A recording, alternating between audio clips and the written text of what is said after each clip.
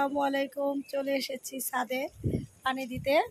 একটু আগে বলতে 2 ঘন্টা আগে আমার এলাকার একজন মারা গিয়েছে, এক খালা মুরব্বী।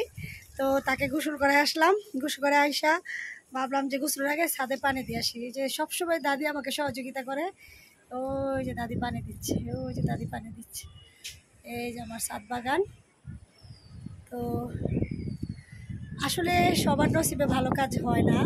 আল্লাহ তাআলার কাছে অশেষ শুকরিয়া যে আল্লাহ তাআলা আমাকে দিয়ে এমন একটা ভালো কাজ করান, মৃত লাশ গোসল করান। তো আসলে আমরা যারা মৃত লাশ গোসল করাই তাদের একটু সাহস বেশি থাকে। তো এই জন্য বলছি যে এই দিনটা কিন্তু আমারও আসবে একদিন। এই দিনের জন্য সবাইকে রেডি থাকতে হবে।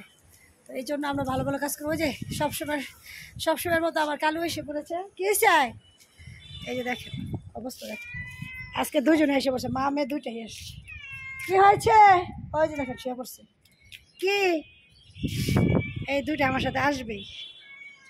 তো সবাই দোয়া করবেন আমার জন্য, যাতে ভালো ভালো কাজগুলো সারা জীবন করতে পারে। দেখছো অবস্থাটা কি জ্বালায় ওরা আমারে।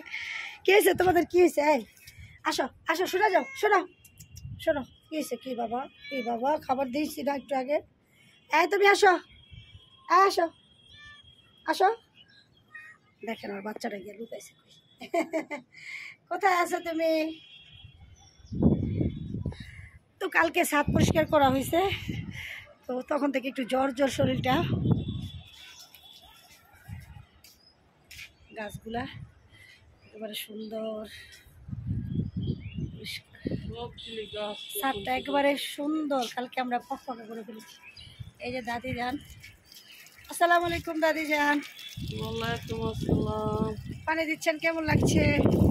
ভালো লাগছে। আমরা নাকি ছোট বোন বড় বোন কালকে একজন কইল লাগবে। এই যে গাছের যত্ন নেওয়া হচ্ছে। এই দেখেন পাট শাক হয়েছে, এইগুলো বিচি পরে আবার হবে। সুন্দর পরিবেশ। আমাদের বিড়ালগুলো আমাদের সাথে চলে আসে সব সময়, খেলা করে ছাদে এসে দেখেন কি সময় খেলা করতেছে। এই দুইটা ফুল হয়েছে, সুন্দর ফুল, অনেক সুন্দর ফুল। নিম গাছ থাকা ভালো বাড়িতে। নিম গাছের বাতাসে অনেক উপকারিতা। নিমের একটা গন্ধ সুন্দর।